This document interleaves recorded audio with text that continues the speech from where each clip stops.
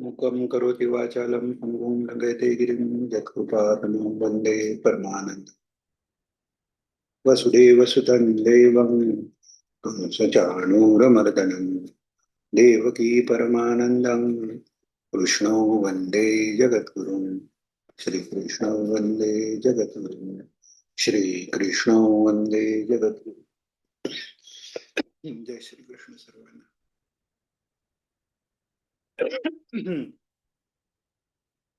तर मागच्या वेळी आपण आनंद लहरी भाग 6 40 पान दुसऱ्या पॅराग्राफ पहिल्या पॅराग्राफ च्या शेवटपर्यंत आलेलो. तर दुसऱ्यापासून आपण वाचतोय आता. तेव्हा आपल्या बुद्धीची शक्ती वाढवता येणं शक्य आहे. योगशास्त्रात हे वर्णन केलेलं आहे. असं जिथे जिथे महाराज रेफरन्स देतात ते ते ग्रंथ वाचणं हे त्यांना अपेक्षित आहे.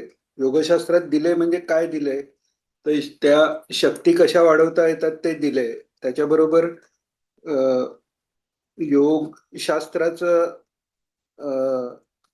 विषय आणि साध्य हेच आहे की योग म्हणजे चित्तवृत्तीचा निरोध प्राप्त होणं. त्यामुळे ते त्याचा अभ्यास होणं आवश्यक आहे.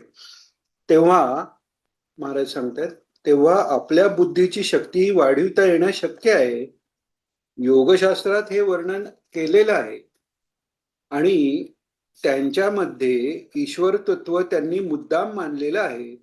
केवळ आत्मविचार होऊ शकणार नाही. ईश्वराची शक्ती मान्य केली पाहिजे, उपासना केली पाहिजे. हे आपण मागे योगशास्त्राच्या इंट्रोडक्शनच्या वेळी पाहिलं होतं की जसं भगवंतांनी गीतेच्या 6व्या अध्यायात सांगितलेलं आहे की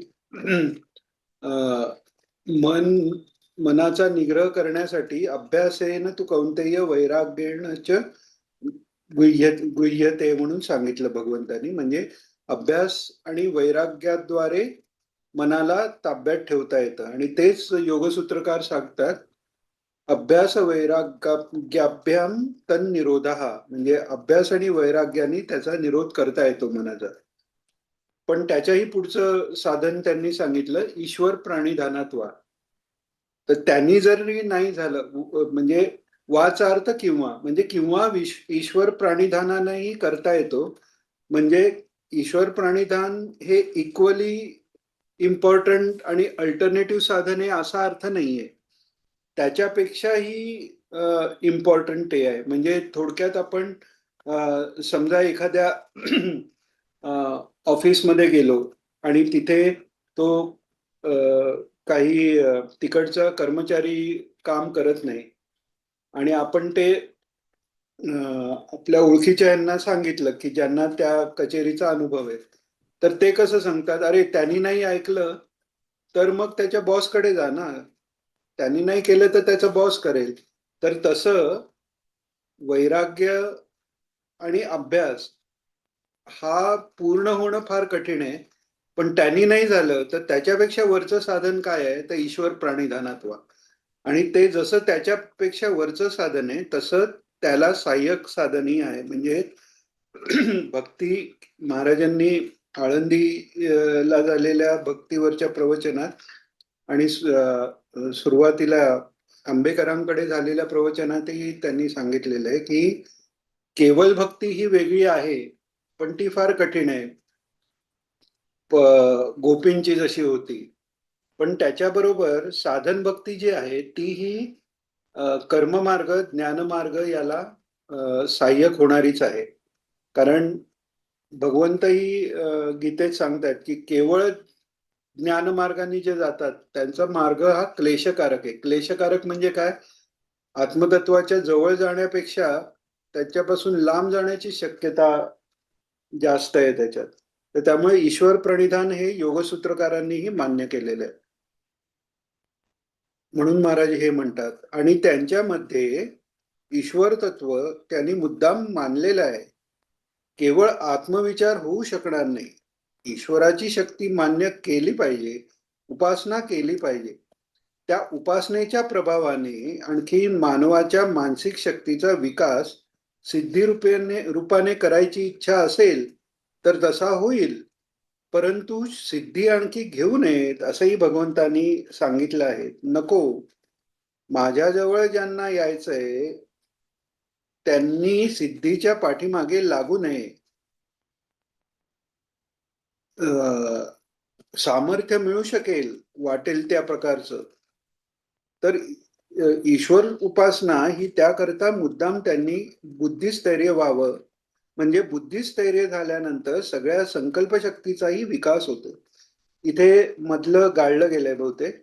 इथे महाराज हे सांगतात की कालक्षपण हेतवा म्हणून सांगितलेलं आहे. म्हणजे या सिद्धींच्या जर मागे लागलं तर कालक्षपण होतं. म्हणजे ईश्वराकडे लागलेली बुद्धी आहे, ईश्वराकडे लागलेलं जे चित्त आहे, त्याच्यात या सिद्धीच्या योगाने, सिद्धीनी ज्या अष्टसिद्धी सांगितलेल्या आहेत, अणिमा गरिमा, म्हणजे काय, फिजिकल वर्ल्ड किंवा मायेच्या जगातच शरीर मोठं करणं, लहान करणं, ह्या सगळ्या गोष्टी आहेत. ती मायाच आभास मात्र आहे. त्यामुळे या सिद्धीत काय होतं तर फक्त वेळ फुकट जातो.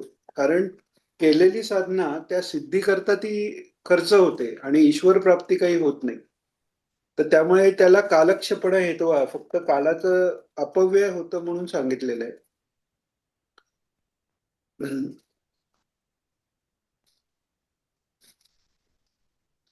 तर ईश्वराची उपासना ही त्याकरता मुद्दाम त्यांनी बुद्धिस्थैर्य व्हावं. म्हणजे बुद्धिस्थैर्य झाल्यानंतर सगळ्या संकल्प शक्तीचाही विकास होतो. बुद्धिस्थैर्य म्हणजे काय, आपण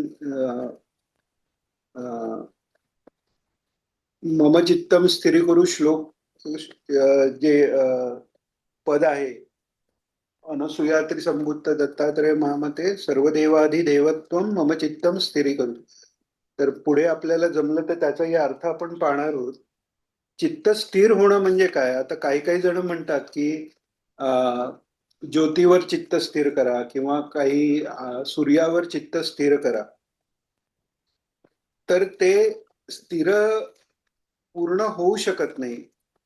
स्थिरत्वाचा तो आभास आहे. कारण ज्याच्यावर स्थिर व्हायचं तेच स्थिर नाहीये ना. म्हणजे ज्योती कितीही निर्वात ह्याच्यात सरळ दिसते, हलत नाही, तरी त्याच्या आधी त्याच्यातलं जी ज्योत आहे तिथे खालून वर येणारे कण आहेतच.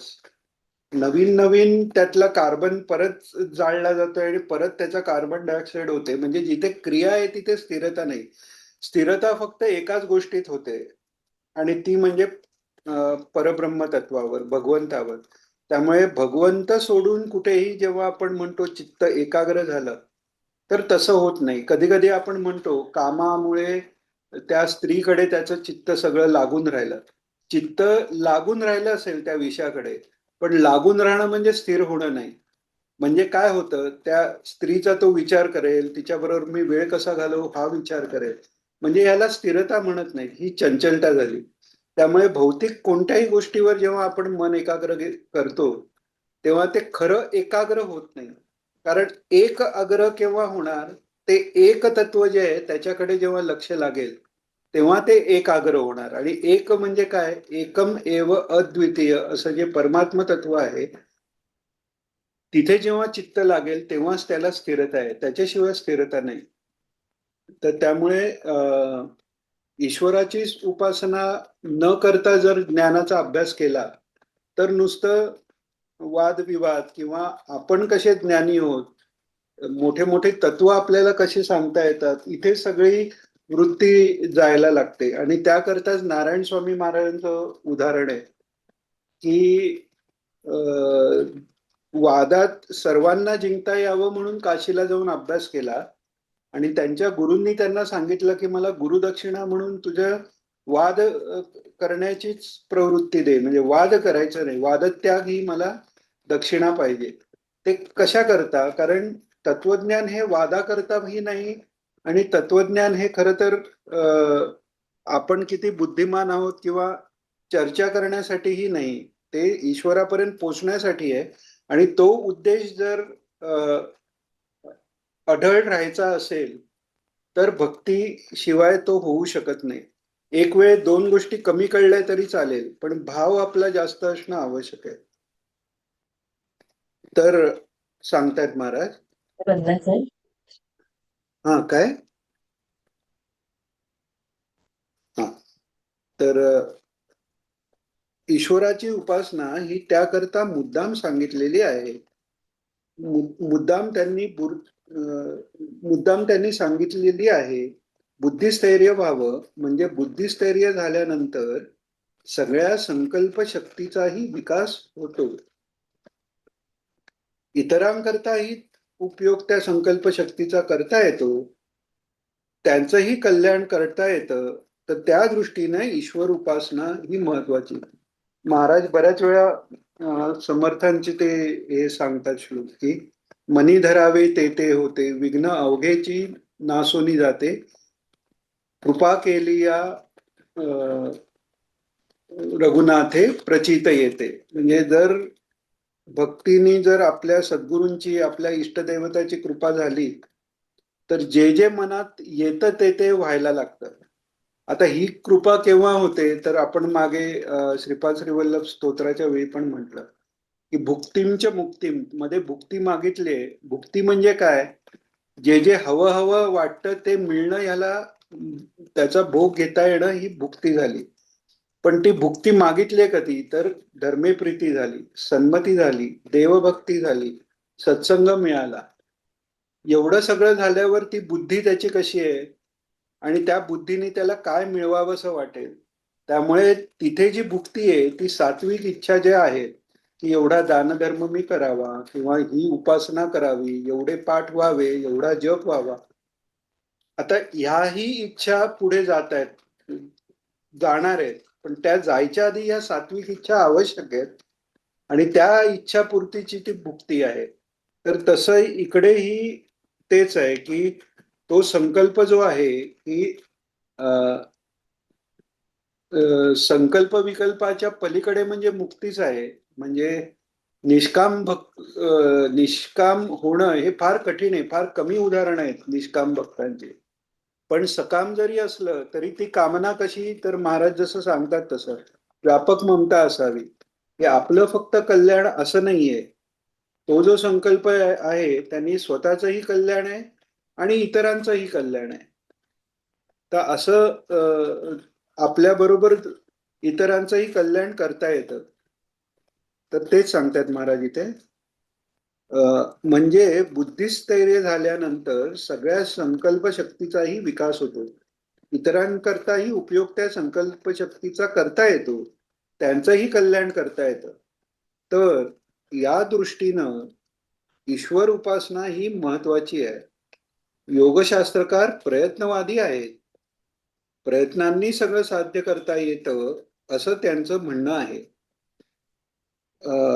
असं म्हणतात की ब्रह्मसूत्र हे जर थेअरी असेल तर योगसूत्र हे त्याचं प्रॅक्टिकल हँडबुक आहे. म्हणजे वर्कबुक म्हणतात ना ज्याला, ऍक्च्युअल कसं करायचं ते त्याचं हँडबुक म्हणजे योगसूत्र आहे. आणि त्याच्यामुळे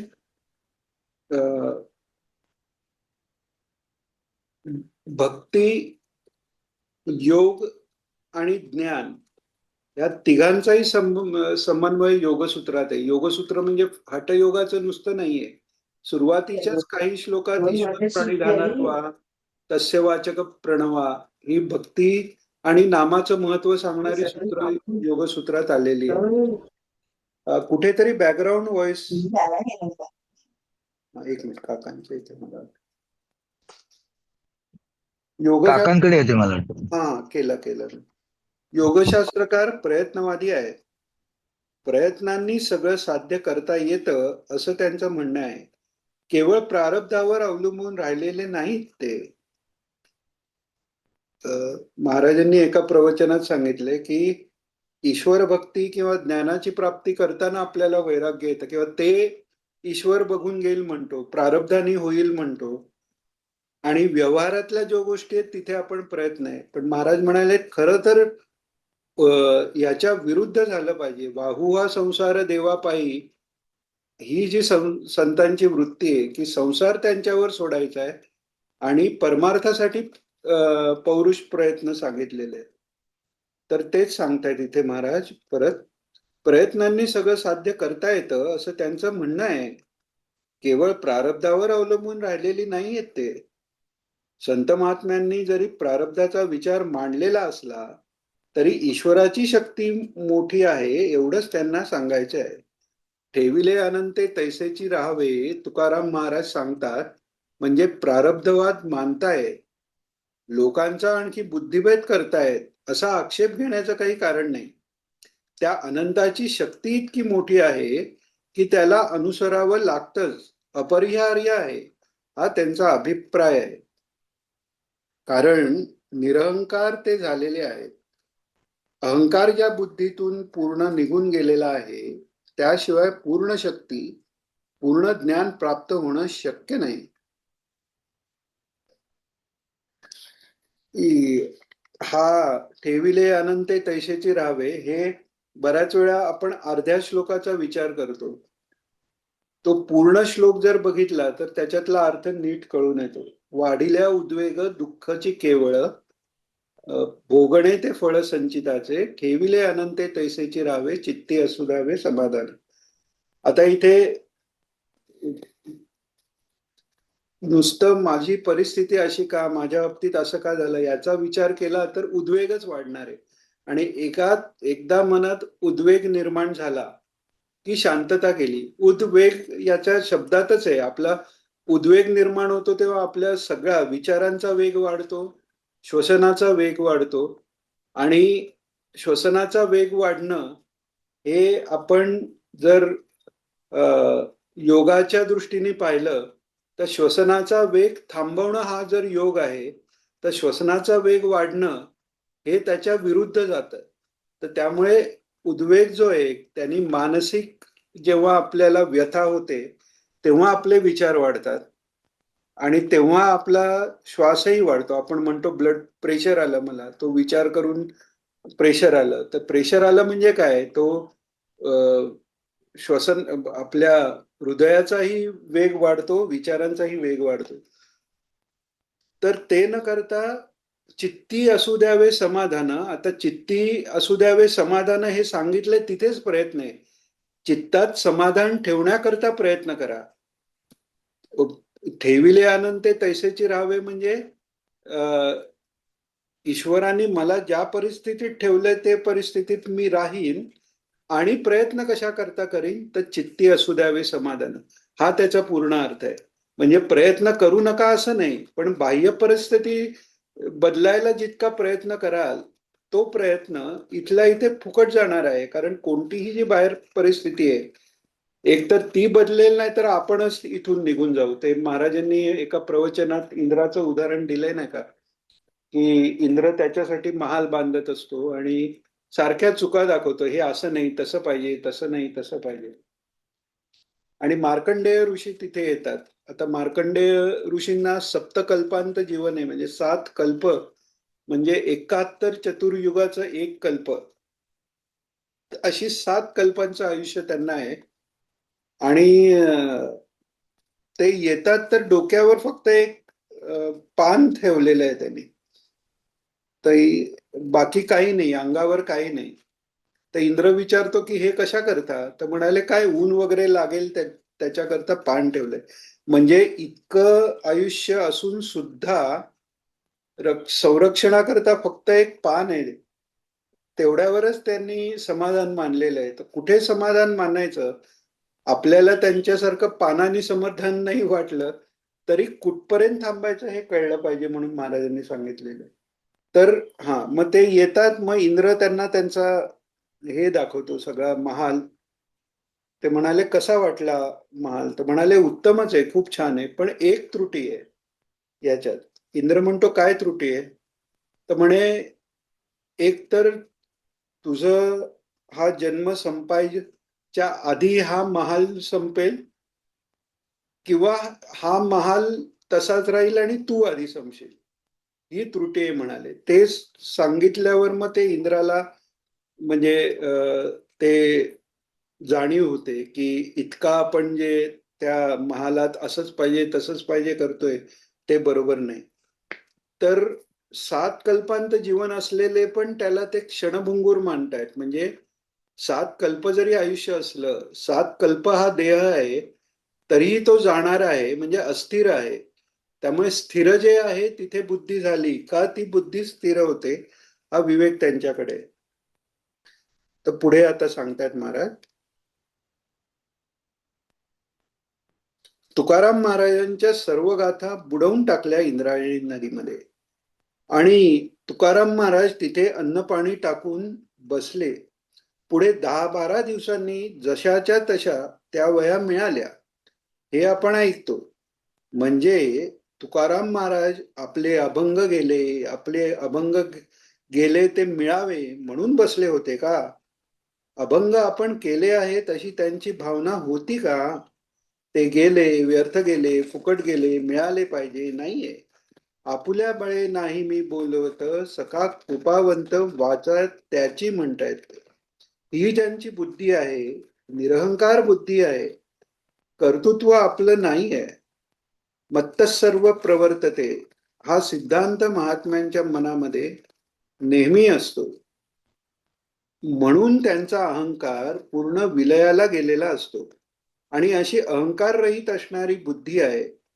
कधीही संकल्प कशाबद्दल करायचा नाही. देह जरी जायचा प्रसंग आला तरीही नाही. पण अशा वेळेला अशा महात्म्यांच्या मनामध्ये जर त्या शिष्याबद्दल संकल्प निर्माण झाला म्हणजे त्या शिष्याचं भाग्य आहे. महात्म्यांना काय स्वतःच्या कीर्तीची, मानापमानाची काही अपेक्षा नाही. पण त्याचंच प्रारब्ध आहे, त्याचंच सत्कर्म उदयाला आलेलं आहे. आणि त्यामुळे त्याची सेवा बुद्धी, शुद्ध बुद्धी पाहून आणखी याप्रमाणे त्याला त्यांच्या मनामध्ये संकल्प उत्पन्न झाला, तो सत्य संकल्प आहे. ऋतंबरा तत्र प्रज्ञा म्हणतात. हे मिस्टेक आहेत, यात बऱ्याच मिस्टेक आहेत, ते सुधारूनच वाचतोय मी. ते वृत्तप्रज्ञा नाही, ऋतंबरा तत्र प्रज्ञा म्हणतात. त्याप्रमाणे त्या शिष्याची बुद्धी, कामक्रोधाधिक विकार सगळे नाहीसे होतात आणि बुद्धी स्थिर होते. ध्यानाचा अभ्यास सुरू होतो, स्वरूपानुसंधान करू लागतो. संसारापासून ती बुद्धी निवृत्त झालेली आहे, वैराग्य उत्पन्न होतं. आणि त्या बुद्धीनं ध्यानाभ्यास सुरू झालेला असताना ध्यानापेक्षाही आणखी पुढची समाधी अवस्था त्याला प्राप्त होती. आणि ती समाधी अवस्था त्याचं पर्यवसान म्हणजे प्रत्यक्ष साक्षात्कार नंतर होतो. तर अशा दृष्टीनं कर्म सांगितलं आहे. अभ्यासाचा क्रम शास्त्रज्ञ महात्म्यांनी सांगितलेला आहे.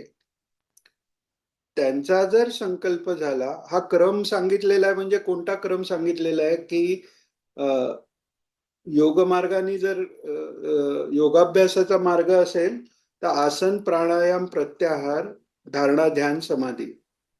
आणि जर ज्ञानमार्ग जर असेल तर श्रवण, मनन, निधिध्यासन, धारणा, ध्यान, समाधी असं सांगितलेलं आहे. तर अशा दृष्टीने तर अशा दृष्टीने कर्म सांगितलं आहे.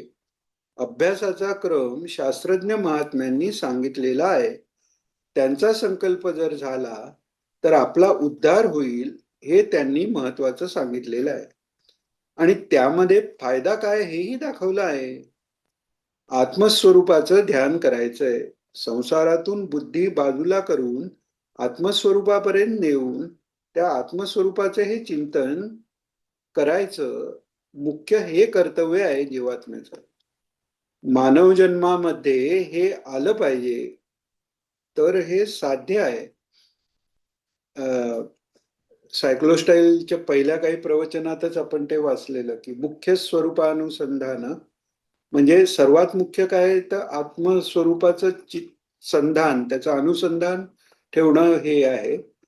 आणि ते होण्याकरता चित्ताची शुद्धी आवश्यक आहे. म्हणून त्याच्याकरता काय, वाया की जे मनशोधन सतत अनालिसिस केलं पाहिजे आपल्या मनाचं. आपल्या मनात विकार किती आहेत. आपण जसं हिशोब मांडतो, पैशाचा हिशोब मांडतो, तसं आपल्या मनात सात्विक दैवी संपत्ती किती, आसुरी संपत्ती किती, कोणता गुण वाढतोय, कोणता गुण कमी होतोय, कोणते दोष वाढत आहेत, कोणते कमी होत आहेत, हे चित्ताचं शोधन झालं पाहिजे. आणि ते का होत आहे, त्याचं निमित्त काय आहे, हे जर विचार जर झाला तर कदाचित तसंच निमित्त पुढे आल्यावर सावध होऊ शकतो. एक अमुक अमुक गोष्ट झाली की आपल्याला राग येतो, किंवा अशा पॉइंटला मला राग येतो. मग त्यावेळेला जर मोठ्याने मनात मी दिगंबरा म्हणायला लागलो तर कदाचित तो कमी राग येईल. म्हणजे मोठी जी रिॲक्शन आहे ती थोडी कमी तरी होऊ शकते. असा तो अभ्यास, मनशोधन सतत झालं पाहिजे. आणि देव गुरु सेवन आणि सदाचरण अनासक्ते, याच्यावर पूर्ण प्रवचन आहे महाराजांचं, आपण वाचलंय ते मागे. आत्मस्वरूपाचं ध्यान करायचंय, संसारातून बुद्धी बाजूला करून आत्मस्वरूपापर्यंत नेऊन त्या आत्मस्वरूपाचे हे चिंतन करायचं, मुख्य हे कर्तव्य आहे जीवात्म्याचं. मानव जन्मामध्ये हे आलं पाहिजे. तर हे साध्य आहे. इथपर्यंत तू आलेला आहेस. अहम कोण आहे,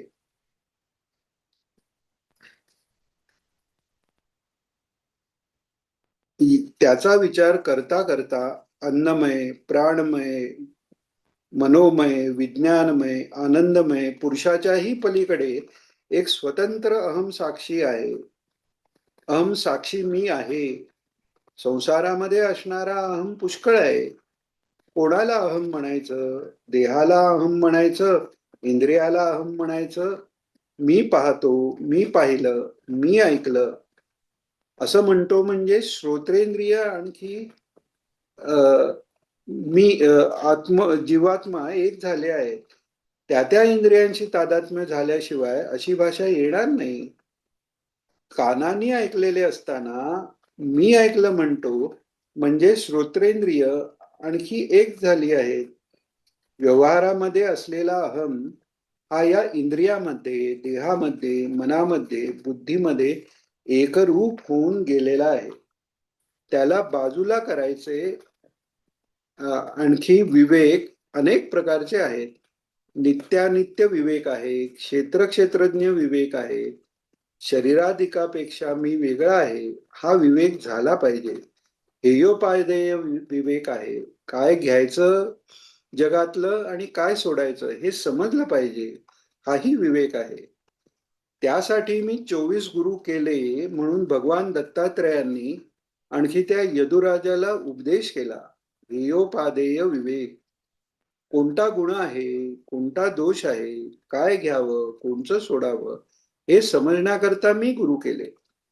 तर अशा दृष्टीनं अनेक जन्माच्या अभ्यासाने, ईश्वर कृपेने शरीराधिकांपेक्षा मी वेगळा आहे इथपर्यंत बुद्धी येऊन पोचली. त्याचप्रमाणे आत्मस्वरूप म्हणजे मी असंग आहे, सच्चिदानंद रूप आहे, साक्षी आहे, मी निर्विकार मी आहे, असंग आहे हे समजणं, समजल्यानंतर हे स्थिर झालं पाहिजे. म्हणजे विघ्न उत्पन्न झालं तर काय करायचं? व्याधी आहे, शरीरामध्ये आणखी काही रोग वगैरे निर्माण झाले, त्यामुळे ध्यान बंद झालं, मनामध्ये आणखी काही दोष निर्माण झाले, काय याचा उपयोग आहे, काहीतरी वाटून आणखी अकर्मण्यता निर्माण झाली तरी सुद्धा तो आणखी अभ्यास बंद होणार. स्थिरता, ध्यानामध्ये आणखी जास्ती स्थिर मन होणं म्हणजे समाधी आहे. प्रत्याहारानंतर ध्यानाला सुरुवात आहे. प्रत्याहार झाल्यानंतर सगळ्या इंद्रियांपासून मन बाजूला राहू शकतं. म्हणजे ज्या स्वरूपाचं आपण ध्यान करायला लागू त्या ध्यानाने त्या ध्येयाचा साक्षात्कार होतो. हा एक सिद्धांत आहे. सगुण स्वरूप असो अथवा निर्गुणात्मक स्वरूप असो, सगुण स्वरूपाचं ध्यान सुद्धा ध्येयाचा साक्षात्कार करून देणारं आहे. शंकराचार्य महाराजांचे जे मुख्य शिष्य पद्मपादाचार्य हे नरसिंहाचे उपासक होते म्हणतात. पण ती नरसिंहाची उपासना इतकी मोठी होती त्यांची की ध्यान करता करता नरसिंह स्वरूप ते होऊन गेले. बीडच्या जवळ नामलगाव म्हणून एक गाव आहे. आशापूर्त गणेश म्हणून त्याला म्हणतात. तिथं भृशुंडी ऋषी राहत होते. भृशुंडी ऋषी त्या वाल्मिकी ऋषींच्या उदाहरणाप्रमाणे कोळी म्हणून कोणीतरी वाटमाऱ्याचा धंदा करणारे पूर्वी होते. जंगल होतं तिथं. गणेशांचे शिष्य आणखी मुद्गल ऋषी तिकडून निघालेले. त्यांना त्यांनी धरलं. काय आहे तुमच्याजवळ? टाका, तुम्हाला मी मारणार आहे. त्यांची कृपा झाली, संकल्प झाला. त्यांना उपदेश करून मुद्गल ऋषी निघून गेले. आणखी तो नामाकोळी ध्यान करता करता म्हणजे नामस्मरण करता करता त्यांना सोंड निर्माण झाली. स्वरूपता मुक्ती ज्याला म्हणतात, गणपतीप्रमाणे भृशुंडी त्याला म्हणतात. त्यांचं ते स्थान आहे. आशापूर्ती गणेश त्यांचं ते स्थान आहे. तर सगुणाच्या ध्यानाने सुद्धा आणखी मनुष्य अशा प्रकारचा होऊ शकतो. मग निर्मळ निर्विकार आत्मस्वरूप मी आहे, असंग आहे, हे ध्यान करता करता आणखी त्या ध्यानानेच आणखी स्थिरता मनामध्ये निर्माण झाल्यानंतर त्याला समाधी अवस्था प्राप्त होते. त्या समाधी अवस्थेमध्ये देहाचा काही संबंध नाही, काही नाही. आत्माकार बुद्धी झालेली आहे. देह संबंध नाही, काही नाही. आणि अशा स्थितीमध्ये त्या समाधीचं पुढचं पर्यवसान म्हणजे साक्षात्कार हे आहे. तर या समाधी अवस्थेपर्यंत जाण्याला जर मध्ये विघ्न उत्पन्न झाली तर काय करायचं? कर्म आपण केलेली असतात. अद्यापि कर्मबंधाच्या पलीकडे आपण गेलेलो नाहीये. ध्यानापर्यंत आलो, कसं तरी आलो म्हणा, पण तिथे पण आलो म्हणा, तिथे पण ते टिकलं पाहिजे. शरीरामध्ये काही रोग उत्पन्न झाले, मानसिक विकृती निर्माण झाल्या, सगळी कामे बंद झाली, हे नको, याची काही जरूर नाही असं वाटायला लागलं, कंटाळा आला, तर हे सगळे दोष आहेत. तर योगसूत्रकार मुद्दामून सांगतायत प्रत्येक चेतना, प्रत्यग पाहिजे. हा, इथे प्रत्येक चेतना झालंय. प्रत्येक चेतना जी जो आहे सर्वांतर्यामी, प्रत्येक चेतना म्हणजे जो आपण दिगंबराच्या अर्थात पाहिलेलं, तेव्हा जे नव्हते त्यांच्यासारखा करता परत सांगू. तर सच्चिदानंद परब्रह्म तत्व, सत म्हणजे सर्व काळात सर्व ठिकाणी आहे. तर जसं घटात आकाश, त्या घटाकाशा एवढं म्हणजे तेवढंच आत जागा आहे असं आपल्याला वाटतं, की अरे या भांड्यात एवढीच जागा आहे आपण म्हणतो. का तर त्या भांड्यामुळे आकाश तेवढंच लिमिटेड झाल्यासारखं वाटतं. तसं देहा देहधारी जेव्हा आत्मा झाल्यासारखा वाटतो तेव्हा तो देहापुरता वाटतो, तेव्हा तो साक्षी रूपाने आत असतोच. आणि त्याला खरं तर काही बंधन नाहीये. तो दिग्भिरवेष्टित मंबरमेव प्रत्येक ब्रह्मेती खम ब्रह्मेती श्रुतीरपी वदती. म्हणजे प्रत्येक ब्रह्म जरी असलं, अंतर्यामी जरी असलं, तरी त्याला खम ब्रह्म म्हटलेलं आहे. खम म्हणजे आकाश, सर्वव्यापी असं ते ब्रह्म, तेच आत आहे असं तो व्यवहार नुसता आपल्याला भास होतोय म्हणून झालाय, पण ते आहेच तेच सच्चिदानंद स्वरूप. तर त्याला प्रत्येक ब्रह्म का म्हटलंय? तर परब्रह्म जे आहे ते कसं आहे? निर्गुण आहे, निराकार आहे, अमर्याद आहे, सर्वव्यापी म्हणजे त्याच्यानंतर सर्व कालात आहे, आणि देह मर्यादित आहे. तर त्याच्यामुळे ते ब्रह्म पण मर्यादित आहे असा भास निर्माण होतो. त्यामुळे त्याला ब्रह्मच आहे, पण भास त्याचा विरुद्ध, प्रति म्हणजे विरुद्ध, विरुद्ध प्रॉपर्टी असल्यासारखं जे भासतं, म्हणून त्याला प्रत्येक ब्रह्म किंवा प्रतिबिंब आपण म्हणतो.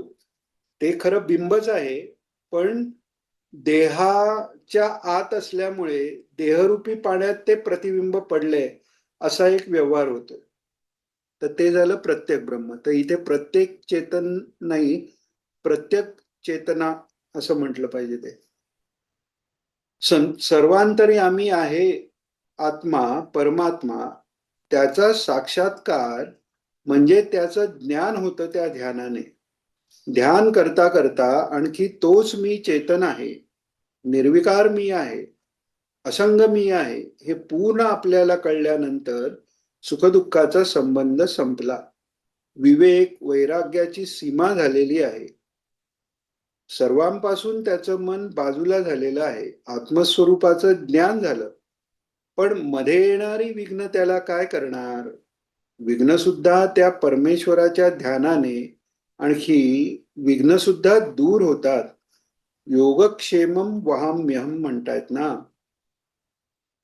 ते त्याला प्राप्त झालेलं नाही. ते त्याला प्राप्त करून देणं आणि जे मिळालं आहे त्याचं संरक्षण करणं, हे दोन्ही जबाबदारी ईश्वरांनी मान्य केलेली आहे. मागे आपण घोरात कष्टाच्या वेळी भावासक्ती बघताना योगाभ्यासातले अंतराय पाहिले होते. अलब्ध भूमिका